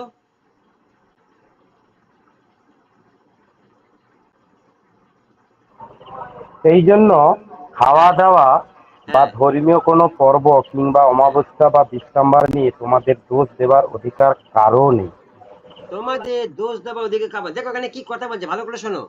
এখানে বলছে যে খাওয়া দাওয়া আর কি উৎসব, কি আমাবস্যা, কি বিশ্রামবার, এই সকল সম্বন্ধে কেউ তোমাদের বিচার না করুক। তার মানে এটা সেই সময় মণ্ডলীর মধ্যে একটা গন্ডগোল লেগেছিল, মানুষের মধ্যে খাওয়া দাওয়া নিয়ে প্রবলেম ছিল, কি খাবে কি খাবে না, উৎসব নিয়ে প্রবলেম ছিল, কোন উৎসব পালন করবে কোন উৎসব পালন করবে না, অমাবস্যা বিশ্রামবার নিয়ে প্রবলেম ছিল, শনিবার করব না রবিবার করব, মণ্ডলীর মধ্যে ছিল, এই কলসীয় মণ্ডলীর মধ্যে। সাধু পৌল এখানে বিশ্লেষণ করছে, তাহলে বলছে যে আত্মিক ব্যক্তি সে সব জায়গায় ঈশ্বর তাকে সেই নলেজ বা জ্ঞান দেবে যে কোন বিষয় তাকে কথা বলতে হবে, কোন বিষয়ে কথা বলতে হবে না। তার কাছে সব রকম নলেজ থাকবে, আর যার কাছে থাকবে না তাকে বলছে চুপ করে থাকতে, যার নেই সে চুপ করে থাকুক। দেখো পেরিতে 10 অধ্যায় 9 থেকে 17 পদ বলছে, পেরিতে 10 অধ্যায় 9 থেকে 17 পদ বলছে, পরের দিন তাহারা পথে যাইতে যাইতে যখন নগরের নিকট উপস্থিত হইলেন, তখন পিতর, দেখো এটা বলছে খাবার বিষয় বলছে, এটা খাবার বিষয় বলছে। পেরিতে 10 অধ্যায় 9 থেকে 17 পদ বলছে পিতর একটা বিশ্বাসীর ভাইয়ের বাড়িতে ছিল, আর পিতরে খুব জোর খিদে পেয়েছিল, আর পিতর কি করেছে, সে ছাদে উঠে সে প্রার্থনা করছে খাবারের জন্য। এখানে পড়লে জানতে পারবে 9 থেকে 17 পদে, আর লেখা আছে সে দেখছে যে আকাশ থেকে একটা চাদর নেমে আসছে, আর চাদরের মধ্যে সব রকম পশু ছিল, আর সেখানে পিতরকে বলছে পিতর তুমি এটাকে মেরে খাও, তুমি মেরে খেতে পারো। কিন্তু পিতর দেখছে সেখানে কিছু পশু আছে যেগুলো সে খায় না, যেগুলো সে পছন্দ করে না, আর সে বলছে না এটা হতে পারে না, আমি এটা কি করে খাবো, আমি তো এগুলো খাই না। কিন্তু বাক্য বলছে, ঈশ্বর বলছে তুমি খাও, কারণ আমি সব কিছু সূচি করেছি। তাহলে ঈশ্বর যা সূচি করেছে সেটা মানুষ অসুচি কেন করবে? বলছে প্রার্থনা করে খেতে পারো, ঈশ্বর সূচি করবে। তাহলে পিতরকে বলছে প্রার্থনা করে খাও, আর পিতর বলছে খাবে না। তাহলে ঘটনাচক্রে 3বার কথাটা বলেছে, আর 3বারই পিতর না করেছে। আর তারপর লেখা আছে যে পিতরে ওই বাড়ির দরজার সামনে কর্নেলীয় একজন পরজাতি ছিল, তার কিছু লোক পিতরের বাড়িতে পিতরকে ডাকতে এসছে তার বাড়িতে যাবার জন্য। পরজাতির একজন কিছু চাকর এসছে, দাস এসছে পিতরকে ডাকতে, পিতর তাকে নিয়ে যায়। আর পিতর পরজাতির কাছে যেত না, কারণ তাদের মণ্ডলীর মধ্যে একটা বিষয় ছিল যে আমরা ইহুদিদের মধ্যেই কাজ করব, আমরা ইহুদিদের বাইরে যাব না। কিন্তু এই প্রথমবার পিতরের কাছে একটা ডাক এসছে পরজাতি বাড়ি যাওয়া, আর সেখানে পিতরের সঙ্গে কিছু শিষ্য ছিল। তার মানে বলছে ঈশ্বর যখন যেটা সূচি করেছে, তাহলে সেটাকে মানুষ অসুচি, মেবি অনেক মানুষের অনেক কিছু ধারণা থাকতে পারে, অনেক অনেক কিছু আছে বিষয় যেগুলো পছন্দ করে না, সেই বিষয়টা আলাদা। কিন্তু বলছে খেতে কোনো দোষ নেই, তুমি প্রার্থনা করে খেতে পারো, অসুবিধা নেই। কিন্তু বলছে যে এখানে পিতর ও ঠিক করেছে যে আমি এটা খাবো এটা খাবো না, এটা তার ঠিক করা জিনিস। কিন্তু ঈশ্বর বলছে না, এটা এরকম কোনো বিষয় নেই। পুরাতন নিয়মে ছিল কিছু বিষয় যেগুলোকে আমি বারণ করেছিলাম, কিন্তু নতুন নিয়মে বলছে সব ক্রুশের মধ্যে টাঙানো হয়ে গেছে, নতুন নিয়মে সব ক্রুশে টাঙানো হয়ে গেছে, সব কিছু সূচি করা হয়ে গেছে। ঈশ্বর তোমার সমস্ত পাপ ধুয়ে পরিষ্কার করে দিয়েছে, সেটা যত বলে পাপ থাকুক না কেন। তাহলে ঈশ্বর যখন তোমাকে মলিনতা করে দিয়েছে, পরিষ্কার করে দিয়েছে, তোমার মলিনতা পরিষ্কার করে দিয়েছে, তখন তোমার প্রবলেম কোথায় আছে? তাহলে এটা পিতরকে বলছে। আবার দেখো রোমিও 14 অধ্যায় 1 থেকে 4 পদ, রোমিও 14 অধ্যায় 1 থেকে 4 পদ বলছে বিশ্বাসে যে দুর্বল, বলছে বিশ্বাসে যে দুর্বল তাহাকে গ্রহণ করো, বলছে বিশ্বাসে যে দুর্বল তাকে গ্রহণ করো, কিন্তু তর্ক বিতর্ক সম্বন্ধে বিষয় বিচারার্থে নয়। একজন ব্যক্তি বিশ্বাসে দুর্বল, তুমি তাকে গ্রহণ করছো এবং তুমি তাকে ডেকে নিয়ে এসে তুমি তাকে বলছো তুমি তো যিশুকে চেনো না, তুমি তো যিশুকে গ্রহণ করনি, তুমি মঙ্গলসূত্র পরো, তুমি মাথায় সিঁদুর পরো, তুমি শাখা পরো, তুমি পলা পরো, হ্যাঁ তুমি লাল পরের শাড়ি পরো, তোমার চুল এরকম, দুনিয়া তার সঙ্গে তর্ক বিতর্ক করছো। এইগুলো যিশু পছন্দ করে না। কোথায় লেখা আছে যিশু এগুলো পছন্দ করে না? আমরা মন গড়ে এগুলো তৈরি করি, আর তাকে আমরা বার্ডেন থপে দিই তার উপরে যে এইগুলো করা ঠিক না। বাইবেল বলছে ঈশ্বর মানুষের ভিতর দেখে, বাইরে দেখে না। তাই তো বাইবেল তাই তো বলেছে, ঈশ্বর কি দেখে মানুষের? বলো কি দেখে? অন্তরটা দেখে, বাইরেটা দেখে না। ভালো করে শুনে নাও, যদি কোনো হিন্দু পরিবারে মেয়ে আসে মাথায় সিঁদুর পরে, আর সে যদি তোমার মুন্ডুই দেয়, তুমি কি বলবে তুমি সিঁদুরটা নামিয়ে দিয়ে এসো? বলবে না, এটা তুমি বলতে পারো না, কারণ এটা বলা উচিত না, কারণ সে কি মন নিয়ে এসে সে ঈশ্বর জানে। কিন্তু হ্যাঁ, তাকে তোমাকে গ্রহণ করতে বলেছে, আর তাকে তোমাকে সোজা ভাষায় সরল ভাষায় যিশুর কথা বলতে বলেছে, তার সঙ্গে কোনো তর্ক বিতর্ক করতে বলেনি যে তোমার কোনটা করা উচিত কোনটা করা উচিত না, কি করতে হবে কি করতে হবে না। যখন সে আস্তে আস্তে যিশুকে চিনবে তখন সে নিজে নিজেই সব জেনে যাবে, ঈশ্বরই তাকে চিনিয়ে দেবে যে কি করা উচিত কি করা উচিত না। আরে আগে তাকে ঈশ্বরকে চিনতে তো দাও। ঈশ্বরকে না চেনার আগেই আমরা অনেক কিছু তার উপর বাঁধন ঠপে দিই, এটা করবে এটা করবে না, এটা করবে এটা করবে না। আর সেই জন্য এইসব লোকরা 2 দিন 4 দিন আসে তারপর চলে যায়। তো এখানে অনেক রকম নিয়ম আছে। সমাজের লোকরা ঠিকই বলে যিশুতে গেলে এটা করতে পারবি না সেটা করতে পারবি না, তাহলে ওদের কথা যে ম্যাচ হয়ে যায়, এই তখনই ওরা বুঝে যায় যে এরা ঠিকই কথা বলে। তাহলে বলছে কখনো এগুলো করা উচিত না। আমরা কোনোদিন কোনো মানুষকে কোনো রকম ফোর্স করব না, যে যেরকম আসছে তাকে সেইভাবে গ্রহণ করো, আর তাকে সহজ সহজ ভাষায় তাকে ঈশ্বরের প্রেমের কথা বলো। ঈশ্বর তোমাকে প্রেম করে, ঈশ্বর তোমাকে ভালোবাসে। সে পুজো করে না, সে প্রসাদ খায় না, সে কি করে কিচ্ছু বলার দরকার নেই। প্রথম প্রথম ওগুলো বলতে যাবে না, প্রথম প্রথম ওগুলো বলার কিচ্ছু দরকার নেই। বলছে তাকে সহজ সরল ভাষায় তাকে ঈশ্বরের প্রেমের কথা প্রথমে বলো। ঈশ্বর তোমাকে ভালোবাসে, তার নাম যীশু খ্রিস্ট, তিনি তোমাকে জীবন দিয়েছেন, আর সেই জীবন হচ্ছে অনন্ত জীবন। তাকে সেইগুলোকে উপলব্ধি করতে শেখাও। যতক্ষণ তার সাথে ঈশ্বরের প্রেম না হবে, ঈশ্বরকে সে ভালোবাসতে না শিখবে, ততক্ষণ সেইগুলো জানবে না, বুঝবে না যে এই ঈশ্বরের সাথে আর আমার ঈশ্বরের সাথে কি পার্থক্য আছে, কি ভেদাভেদ আছে, জানবে না। আর এর জন্য একটু সময় লাগে, এর জন্য মানুষকে একটু সময় দিতে হয়, আর তার জন্য আমাদের লিডারদেরকে ধৈর্য ধরতে হবে। তাহলে কি বলছে, বিশ্বাসে যে দুর্বল তাকে গ্রহণ করো, কিন্তু তর্ক বিতর্ক সম্বন্ধে বিষয় বিচারার্থে নয়। 2 পদ বলছে, এক ব্যক্তির বিশ্বাস আছে যে সর্বপ্রকার দ্রব্য খাইতে পারে, কিন্তু যে দুর্বল সে শাক খায়।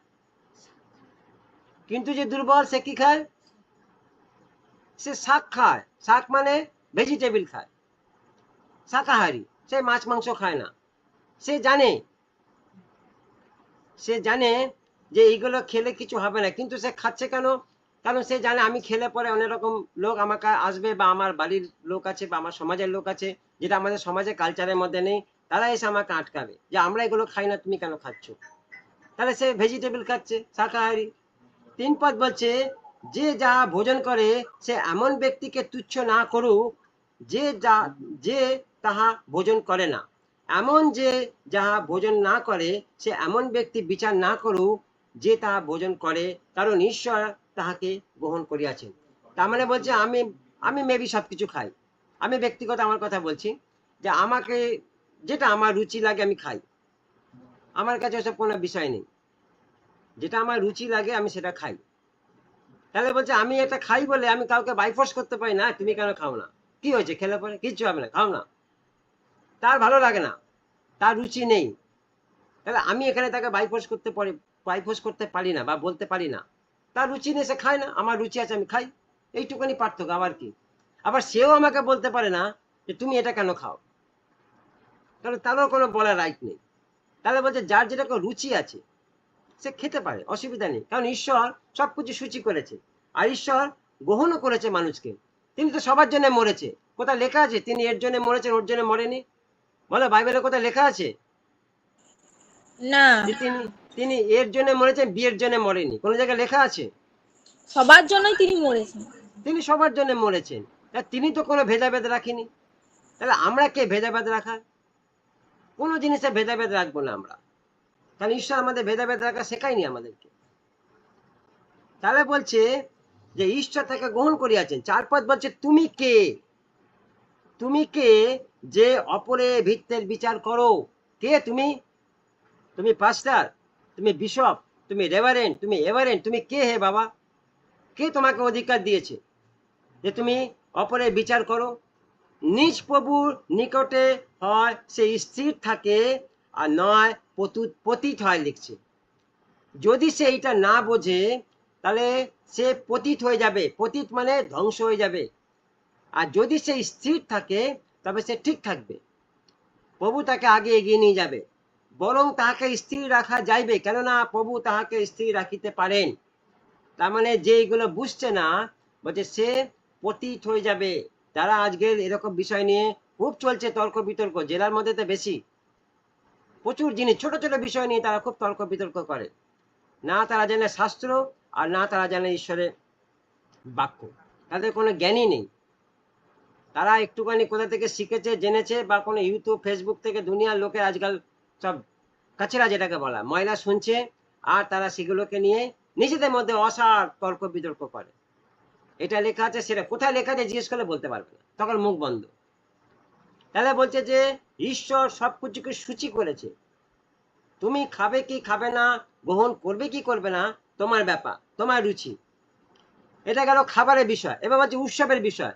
দেখো মার্ক 7 অধ্যায় 18 থেকে 19 পদ, মার্ক 7 অধ্যায় 18 থেকে 19 পদ বলছে, তিনি তাহাদেরকে কহিলেন, তোমরা কি এমন অবোধ, তোমরা কি এমন অবোধ, তোমরা কি বোঝো না যে যাহা কিছু বাহির হইতে মানুষকে, আচ্ছা এটাও খাবারের বিষয় বলছে, যাহা কিছু বাহির হইতে মনুষ্য ভিতরে যায় তাহা তোমাকে অসুচি করবে না, তাহা তো তাহার হৃদয়ে প্রবেশ করে না, কিন্তু উদরে প্রবেশ করে, কিন্তু বহিস্থান গিয়া পড়ে। এক কথায় তিনি সমস্ত খাদ্যদ্রব্যকে সূচি বলিলেন।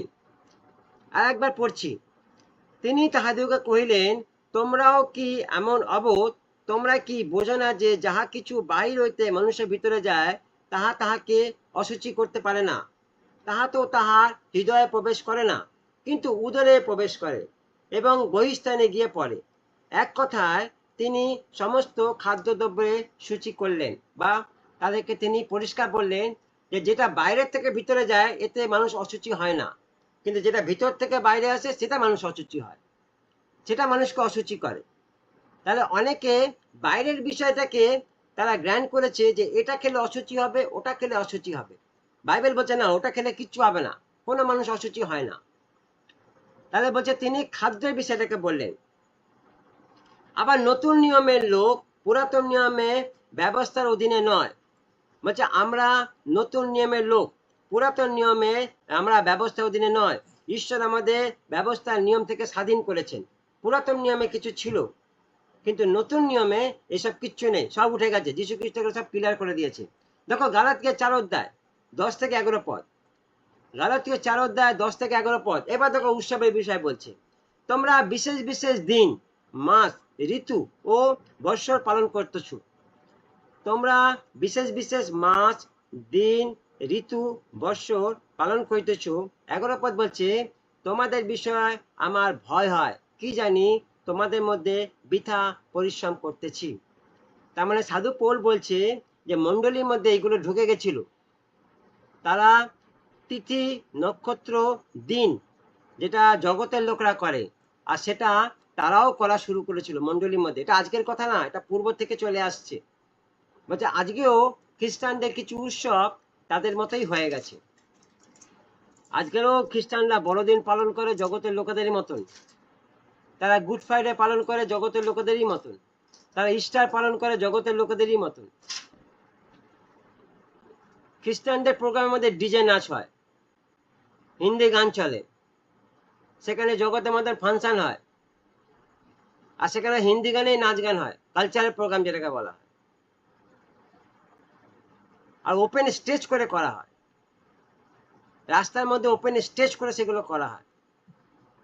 আর লোকের মধ্যে প্রতিফল কি পড়ে, যারা জগতের লোক তারাও মনে করে যে আমাদের যেরকম প্রোগ্রাম এদের সেরকমই প্রোগ্রাম হচ্ছে, আর সেখানে হিন্দি সিনেমার গান চালিয়ে সেখানে রীতিমতো তারা প্রোগ্রাম করে। এটা রবীন্দ্রসঙ্গীতে চলে, আবার নাচ গান হলে পরে। তাহলে এর এফেক্টটা জগতের মধ্যে কি পড়ছে, জগতের কালচারের মধ্যেই পড়ছে। জগতের যেমনি কালচার থাকে তারা ঠিক সেইভাবেই একটা প্রোগ্রাম করে, আর তারা এটাকে বড়দিন বলে পালন করে, ইস্টার বলে পালন করে, গুড ফ্রাইডে বলে পালন করে। তাহলে বলছে তোমরা বিশেষ বিশেষ দিন, মাস, ঋতু, বৎসর পালন করছো। এটা তখন ছিল, তাদের মধ্যে কিছু কিছু বিষয় ছিল যে তারা নিজেরা কিছু কিছু তৈরি করেছিল মণ্ডলী মানুষকে খুশি করার জন্য, মণ্ডলী মানুষকে আনন্দ দেওয়ার জন্য, আর তারা সেটাকে পালন করতো, আর তারা সেটাকে মেনে চলতো। আর এটা সাধু পৌলের কাছে এসেছিল, খবরটা যখন এলো অ্যাজ এ পাস্টার তিনি বলছিলেন যে তোমাদের বিষয়ে আমার ভয় হয়, কি জানি তোমাদের মধ্যে বৃথা পরিশ্রম করতেছি, তোমাদের মধ্যে কোনো জায়গায় আমার পরিশ্রম তো বৃথা হচ্ছে না তো। এটা সাধু পৌল বলছে। তাহলে বলছে যে ঈশ্বরের রাজ্যের মধ্যে আমরাও কিছু কিছু প্রোগ্রাম করি, কিন্তু সেগুলো জগতের মতো করি না, আমরা যেগুলো করি সেগুলো প্রভুর সঙ্গে থাকে, প্রভুকে নিয়ে আমরা করি, আমরা প্রভুকে বাদ দিয়ে কিছু করি না। আমাদের যে বিশেষ প্রোগ্রামগুলো থাকে, আমরা 15 আগস্ট পালন করি, আমরাও 26 জানুয়ারি পালন করি, আমরা বড়দিন পালন করি, কিন্তু উদ্দেশ্য থাকে প্রভুকে নিয়ে, আর সেখানে সব কিছুর মধ্যে ঈশ্বর থাকে। আমরা ঈশ্বরের গানের মধ্যেই সমস্ত প্রোগ্রাম করি, প্রার্থনার মধ্যে সমস্ত কিছু করি, এবং আমাদের ঈশ্বরের বাক্য থাকে, সেখানে আমাদের একটা সেশন থাকে ঈশ্বরের বাক্যের, একটা মেসেজ থাকে মানুষের কাছে দেওয়ার জন্য। তাহলে আমাদের উদ্দেশ্য থাকে ঈশ্বরকে নিয়ে, ঈশ্বরকে বাইরে বাদ দিয়ে আমরা কিছু করি না। 4 নম্বর পয়েন্ট, 4 নম্বর হচ্ছে, এটা দেখছিলাম কোনটা, যদি তোমার কাছে ঈশ্বরের বাক্য না থাকে তুমি নীরব থাকবে। 4 নম্বর পয়েন্ট, 4 নম্বর বলছে, আত্মিক ব্যক্তিকে বলছে, বিচারের সময় কোনো মুখাপেক্ষা করবে না। বিচারের সময় কোনো মুখাপেক্ষা করবে না। তোমার খুব কাছের লোক, প্রিয় লোক, সে ভুল করেছে, তার জন্য আলাদা বিচার।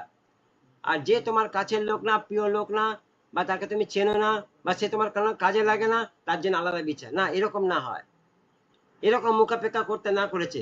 দেখো হিতোপদেশ 24:23, হিতোপদেশ 24:23 বলছে, এইগুলিও জ্ঞানবানদের উক্তি, বলছে এইগুলো জ্ঞানবানদের উক্তি, বিচারে মুখাপেক্ষা করা ভালো নয়।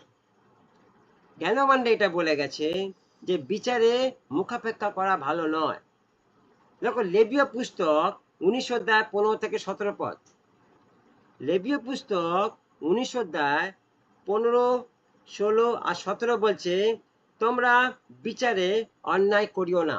এটা পুরাতন নিয়মে বলছে, তোমরা বিচারে অন্যায় করিও না, তুমি দরিদ্রের মুখাপেক্ষা করিও না। আমি চলতি ভাষায় পড়ছি, তুমি দরিদ্রের মুখাপেক্ষা করিও না ও ধনবানদের সমাদর করিও না, তুমি ধার্মিকতা স্বজাতির বিচার নিষ্পাপ করিও। পুরাতন নিয়মে লেখা আছে, এটা লেখা আছে, তুমি দরিদ্র আর ধনীদের দেখে বিচার করো না, ধনী আর দরিদ্র দেখে বিচার করো না। আমি আপনাকে বাস্তব কথা বলছি, এরকম চলছে আজকাল, অনেক চার্চে আছে, অনেক মণ্ডলীতে আছে। এটা আমি বিচার করছি না, আমার চোখে দেখা আমি বলছি, এটা ঘটনা ঘটেছে, আমি চোখে নিয়ে চোখে দেখেছি, আমি সেটা সত্য ঘটনাই বলছি। অনেক চার্চে বা কিছু কিছু চার্চ এরকম আছে যেগুলো আমি চোখে দেখেছি, তাদের মধ্যে এই মুখাপেক্ষা আছে। তারা ধনী আর দরিদ্র, অনেক ধনী আছে যারা তাদেরকে অনেক টাকা ডোনেশন দেয়, তারা তাদেরকে অনেক টাকা গিফট করে, মেবি তাদের আছে তারা দেয়, কিন্তু যারা দরিদ্র, যারা দিতে পারে না, যখন তাদের কোনো কিছু ঘটনা ঘটে, তখন সেই পাস্টাররা ধনীদের ক্ষেত্রে আলাদা স্টেটমেন্ট দেয়, আর যারা দিতে পারে না তাদের জন্য আলাদা স্টেটমেন্ট দেয়। এটা আমার সাথেই হয়েছে, এই জন্য আমি কথাটা জোর দিয়ে বলছি, এটা আমার সাথেই ঘটনাটা ঘটেছে, সেই জন্য আমি বাস্তব কথা বলছি। এগুলো চলছে, এটা হচ্ছে, যে তারা যারা মাস গেলে পরে সেসব মণ্ডলীকে বা সেসব চার্চকে যারা ভালো সাপোর্ট করে, তারা হাজার অন্যায় করলে তাদের ক্ষেত্রে চুপ, মুখ বন্ধ থাকে, কিছু বলে না। কিন্তু যারা কিছু দিতে পারে না, তারা পান থেকে চুন খসে পড়লে পরেই তাদের ক্ষেত্রে অনেক প্রশ্ন ওঠে, এবং তাদেরকে ব্লেম দেওয়া ইচ্ছা করে, যাতে তাদের বলার জন্য মুখ বন্ধ করে দেওয়া হয়। যাই হোক, এটা চলছে আর কি। তাহলে এখানে বাক্যই সেটাও বলছে, বাক্য সেটা বলছে, তোমার বিচার অন্যায় করিও না, তুমি দরিদ্র মুখাপেক্ষা করিও না ও ধনবানদের সমাদর করিও না। তার মানে বিচারের সময় ধনবানকে ওরম ভাবে চোখে দেখো না, যদি অন্যায় থাকে তাদেরকেও বলো, তাদেরকেও আলোতে নিয়ে এসে তাদেরও বিষয়টাকে প্রকাশ করো। তুমি ধার্মিকতা স্বজাতির বিচার নিষ্পন্ন করিও। 16 পদ বলছে, কারো নিন্দা করে বেরিও না। দেখো কি ভয়ঙ্কর কথা, পুরাতন নিয়মেই ছিল, কারো নিন্দা করে বেরিও না। যদি এরকম ঘটনা থাকে, অনেকে যখন সহ্য করতে পারে না, অনেকে যখন ভালো লাগে না, তখন তারাই লোকের কাছে দুনিয়ার কথা বলে বেড়ায়। এখানে বলছে কারো নিন্দা করে বেরিয়ে চলবে না, কোনো মানুষের প্রাণের ক্ষতি হতে পারে। তার মানে বলছে আপনি অজান্তে যদি কারোর নামে নিন্দা করছেন, আপনি অজান্তে যদি কারোর নামে ভুল কিছু কথা বলছেন, তাহলে বলছে যে আপনার প্রাণের ক্ষতি হতে পারে, এবং সেই মানুষের প্রাণেরও আপনি ক্ষতির জায়গায় দাঁড়াচ্ছেন। যদি সেই মানুষের যদি কোনো কিছু প্রবলেম হয়, তাহলে ঈশ্বর আপনাকে দায়ী করবে, আপনাকে ধরবে। তাহলে কোনো মানুষের প্রাণের ক্ষতি হতে পারে এমন কিছু কাজ করা চলবে না। আমি সদাপ্রভু এই কথা বলছি। 17 পদ বলছে, অন্যের প্রতি মনের মধ্যে ঘৃণা পুষে রাখবে না। এটাও বাইবেল বলছে, অন্যের প্রতি মনের মধ্যে কোনো ঘৃণা পুষে রাখবে না। অন্যের দোষ অবশ্যই দেখিয়ে দিতে হবে, যাতে তার দরুন তোমরা নিজেরা দোষী না হও। এই লাইনটা ভালো করে পড়ো। যদি অন্যরা কেউ অন্যায় করে, বলছে যেটা আমরা কদিন আগে আলোচনা করছিলাম, যদি অন্যরা কেউ অন্যায় করে, সেটা যেই হোক, লিডার হোক, পাস্টার হোক, বলছে তার দোষ দেখিয়ে দিতে হবে, যাতে ঈশ্বর তোমাকে দোষী বলে না ধরে, যাতে ঈশ্বর তোমাকে দোষী স্বরূপ না মনে করে। তাহলে বলছে অন্য দোষ অবশ্যই দেখিয়ে দিতে হবে, যাতে তার দরুন তোমরা নিজেরা দোষী না হও। আবার হিতোপদেশ 28-21 বলছে, হিতোপদেশ 28-21 বলছে, বিচারে কারোর পক্ষে নেওয়া ভালো নয়, বিচারে কারোর পক্ষ নেওয়া ভালো নয়। যে তা করে সে এক টুকরো রুটির জন্য অন্যায় করতে পারে। কি বলছে জানো এখানে? বিচারে তুমি কারোর পক্ষ নেও না। যদি তুমি কারোর পক্ষ নিয়েছো, তাহলে এমন দিন হতে পারে সে তোমাকে যা বলবে তুমি তাই করবে। হতে পারে সে কিরকম লোক যদি তুমি জানো। তাহলে বলছে তুমি যদি কারোর পক্ষ নিচ্ছ, তাহলে একটা সময় এমন হবে সে তোমাকে একটা সময় তার কথাতে হোক, টাকাতে হোক, পয়সায় হোক, জিনিসপত্রে হোক, তোমাকে সে বন্দি করে রাখবে। এবং একটা সময় এমন আসবে যে তুমি এক টুকরো রুটির জন্য মিথ্যা কথা বলতে পারো, 5 টাকার জন্য তুমি নিজেকে ছোট করতে পারো, 500 টাকার জন্য তুমি নিজের সম্মান বিক্রি করতে পারো। এরকম জায়গা তোমার হয়ে যেতে পারে। দেখো কি ভয়ঙ্কর কথা বলেছে, বিচারে কারো পক্ষ নেওয়া ভালো নয়, যে তা করে সে এক টুকরো রুটির জন্য অন্যায় করতে পারে। একটা সময় এরকম চলে আসবে, তোমার স্বভাব এরকম হয়ে যাবে। তাহলে বলছে এরকম করতে যেও না। এরকম করতে যাওয়া মানে তুমি বিপদে পড়ে যাবে। 5 নম্বর পয়েন্ট, 5 নম্বর বলছে সঠিক বিচার করার ক্ষমতার জন্য প্রার্থনা করতে হবে। এটা অ্যাজ এ পাস্টার আমিও নিজে করি, প্লাস যারা মণ্ডলীতে লিডার আছে তাদেরকেও বলছি যে সঠিক বিচার করার জন্য প্রচুর প্রার্থনার দরকার আছে। প্রভুর কাছে সে শক্তি চাও, যেন প্রভু যেটা ঠিক সেটা আমি দেখতে পারি, বা তুমি আমাকে দেখিয়ে দাও, আর যেটা ভুল আমি যেন সেটাও দেখতে পারি, তুমি সেটাও আমাকে দেখিয়ে দাও, যাতে আমি মানুষকে তোমার বিষয় যেটা আলোতে নিয়ে আসতে পারি, যেন অন্ধকারের মধ্যে না রাখতে পারি। তাহলে এর জন্য ব্যক্তিগত প্রচুর প্রার্থনার দরকার আছে। এটা আত্মিক ব্যক্তিকে বলছে, রক্তে মাংস শরীরকে বলছে না। দেখো প্রথম রাজা বলি 3 অধ্যায় 5 থেকে 13 পদ, প্রথম রাজা বলি 3 অধ্যায় 5 থেকে 13 পদ বলছে, গিবিয়নে রাতের বেলায় সদাপ্রভু এক স্বপ্নে সলোমনের কাছে আবির্ভূত হলেন। এখানে সলোমনের কথা বলছে, যখন দাউদ চলে গেল আর সলোমন রাজা হলো। আর সলোমন তিনি একটা প্রার্থনা করছিলেন। প্রার্থনা মানে কি? তিনি একটা দর্শনে স্বপ্নে দেখছিলেন যে ঈশ্বর তার কাছে এসছে, আর ঈশ্বর তাকে জিজ্ঞেস করছিলেন তুমি কি চাও। এটা পড়লে আপনি জানেন 5 থেকে 13 মধ্যে লেখা আছে এটা। আর সলোমন সে ঈশ্বরকে বলছিল যে তুমি আমাকে এত লোকের দায়িত্ব দিয়েছো, লক্ষ লক্ষ লোক, যা গুণে শেষ করা যায় না, আর আমি এত লোকের দায়িত্ব কি করে পালন করব? আমি তো একটা মানুষ, আমার তো সেই জ্ঞান নেই, আমার সেই নলেজ নেই, আমি কি করে এত লোককে ট্যাকেল করব?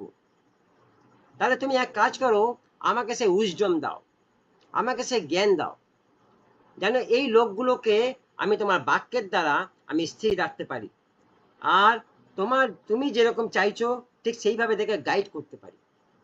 এটা সলোমন চাইছিল। আর ঈশ্বর, ওখানে লেখা আছে, ঈশ্বর এটা শুনে খুব খুশি হলেন। ঈশ্বর বলেন বাহ, তুমি টাকা পয়সা ধন সম্পত্তি চাইলে না, আর তুমি জ্ঞান চাইলে কেন? যাতে আমার লোকরা বাঁচে। আরে আমারও তো একই প্ল্যান, আমারও একই ইচ্ছা, যাতে আমার লোকরা বিনষ্ট না হয়ে যায়, ধ্বংস না হয়ে যায়। আর আমিও চাই যেন আমার লোকরা বাঁচে, এমন একটা ব্যক্তি উঠে আসুক যার মধ্যে থেকে আমি আমার সেই জ্ঞানকে, আমার সেই পরাক্রমকে, আমার সেই শক্তিকে আমি প্রকাশ করতে পারি। আর সলোমন যখন সেটা চাইলো, বলে সদাপ্রভু খুব খুশি হলেন। আর তিনি তাকে বললেন আমি তোমাকে পৃথিবীতে যত রাজা আছে তার থেকে সবচেয়ে বেশি জ্ঞানী করব, তোমার মতো জ্ঞানী কেউ হবে না। আর তারপর লেখা আছে, তিনি বললেন তুমি যেটা চাওনি আমি সেটাও তোমাকে দেব, তোমাকে এত ধনী করব যে তোমার মতো কোনো ধনী রাজা পৃথিবীতে আজ পর্যন্ত হয়নি, হবেও না। তোমাকে টাকা পয়সা ধন সম্পত্তি জায়গা জমি দিয়ে এত ধনী করে দেবো যে তোমার মতো ধনী পৃথিবীতে আজ পর্যন্ত কেউ হয়নি, এরপরে কেউ হবেও না। দেখো পরে দেখবে 13 পদে লেখা আছে, এছাড়া আমি তোমাকে যেসব কিছু দেব যা তুমি চাওনি, ধন সম্পদ সম্মান যেন তোমার জীবনকালে তোমার সমতুল্য কোনো রাজা না থাকে। তার মানে কি হচ্ছিল জানো এখানে ঘটনাটা? এখানে ঘটনাটা ঘটছে যে সলোমন ঘুমিয়েছিল, আর সে স্বপ্নের মধ্যে এটা দেখ 14 পদ থেকে আছে, 14-15 পদে বলছে, আর যদি তুমি আমার প্রতি বাধ্যতা দেখিয়ে চলো ও তোমার বাবা দাউদের মতন আমার বিধি নিয়ম ও আদেশগুলো পালন করো, তবে আমি তোমাকে দীর্ঘায়ু দেব। 15 পদ বলছে, পরে সলোমন জেগে উঠলেন। এই দেখো এখানে লিখছে, পরে সলোমন জেগে উঠেছিলেন আর তিনি অনুভব করলেন যে তা ছিল একটা স্বপ্ন। কি অনুভব করলেন? তা ছিল একটা স্বপ্ন। তার মানে স্বপ্নের মধ্যে কি দেখছে? ঈশ্বর তার কাছে এসছেন, আর তার মধ্যে একটা কথা কপন হচ্ছে, একটা বিষয় নিয়ে কথা হচ্ছে, একটা প্রার্থনা বিষয় আছে। ঈশ্বর সেই প্রার্থনা জ্ঞান করলো, আর তিনি সেই প্রার্থনা শ্রবণ করলেন, এবং ঈশ্বর তাকে একটা পরাক্রমী জায়গা এবং যা যা তার পাবা আশা ছিল না, তিনি সেই সবগুলো দিয়ে গেলেন। আর লেখা আছে তিনি যখন জেগে উঠলেন, দেখলেন তিনি স্বপ্ন দেখছিলেন। আচ্ছা বলো, স্বপ্নের মধ্যে তিনি এগুলো দেখলেন, তা তিনি কি করে ভাবলেন এটা সত্যি হবে?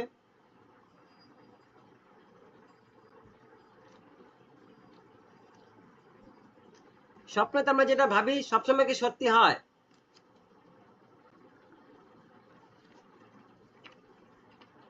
জানো এখানে কি ঘটছিল?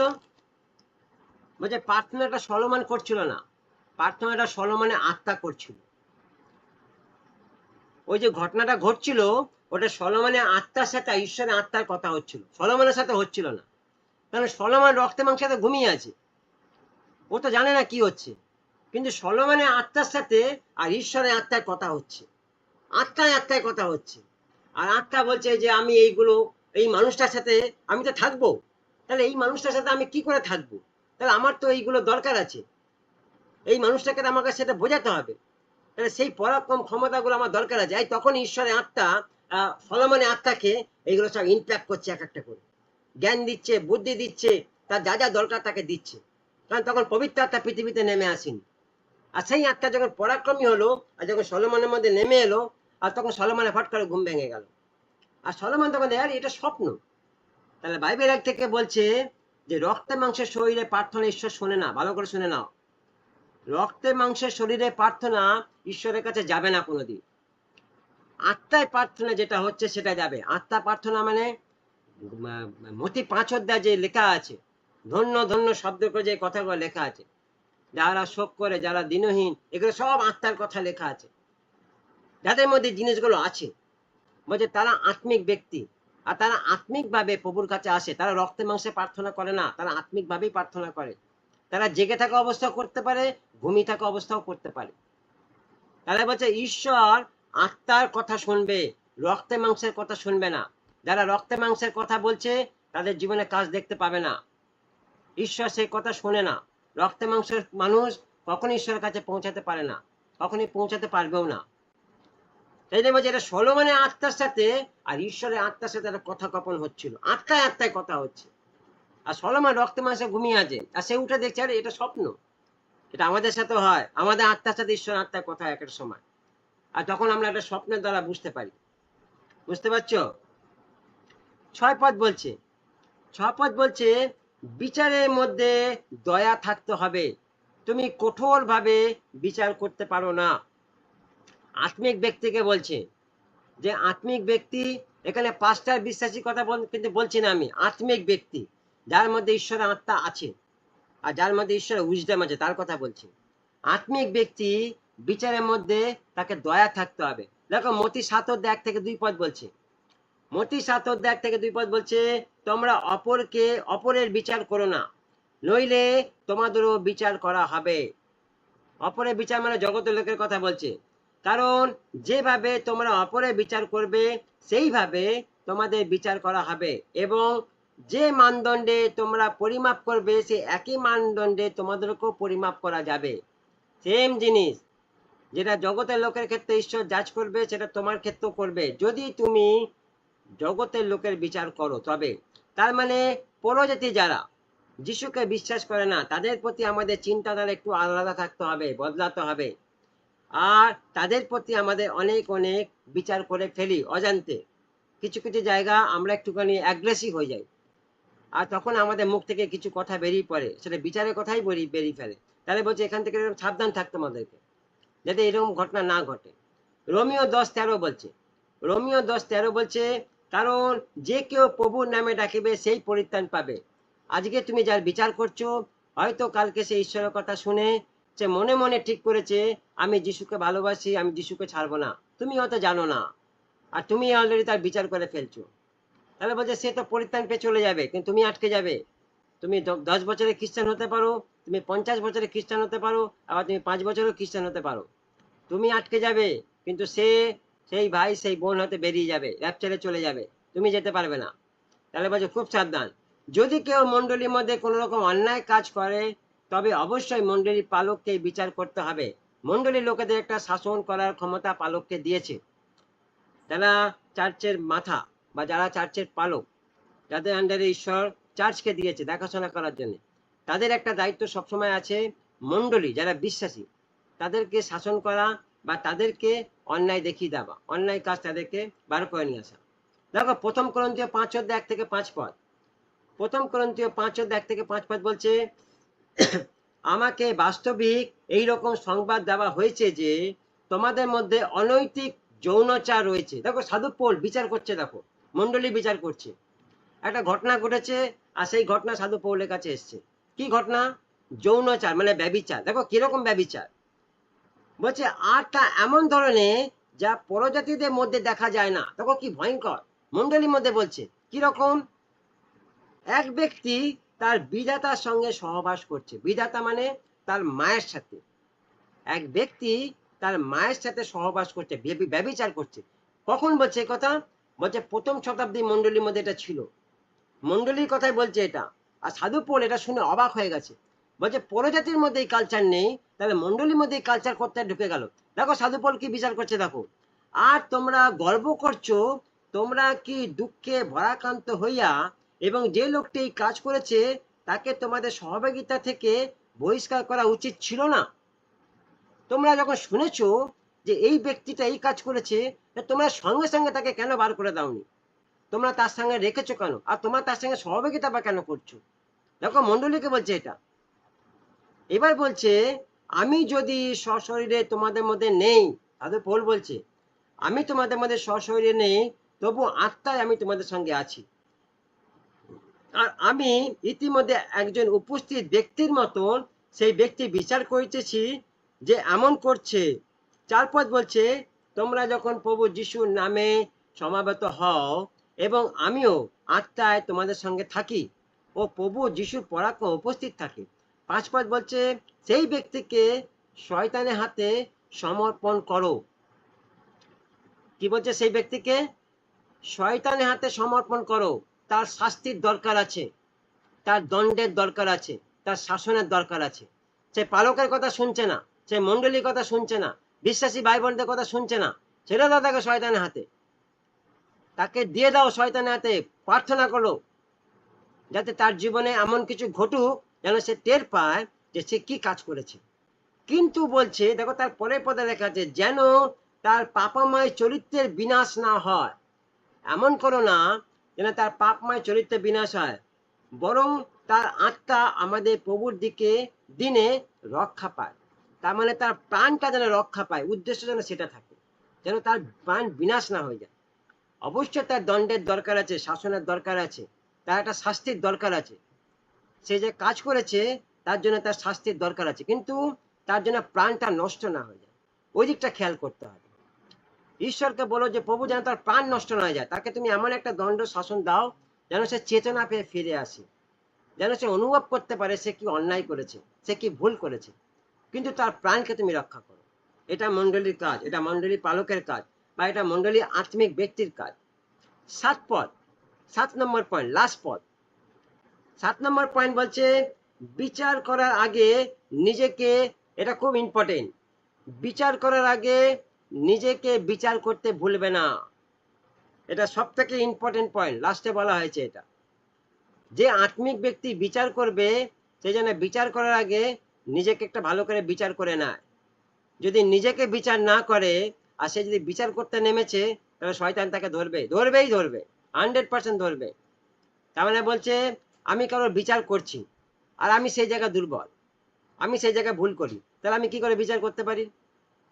আমি তো সেই জায়গায় নিজে ঠিক নেই, তাহলে আমি কি বিচার করতে পারবো? আরে কখনই পারবো না, আমার কখনই বিচার করা উচিত না। তাহলে প্রথমে আমাকে সেই জায়গায় ঠিক থাকতে হবে, আমাকে ঠিক হতে হবে, তবে আমি সেখানে একটা বিচার করতে পারবো। যদি আমি সেই জায়গা ঠিক নেই, তাহলে আমি বিচার করার আমার অধিকার নেই, আমি করব না, আমি প্রভুর উপর ছেড়ে দেবো। তাহলে এখানে বলছে বিচার করার আগে নিজেকে বিচার করতে ভুলবেন না।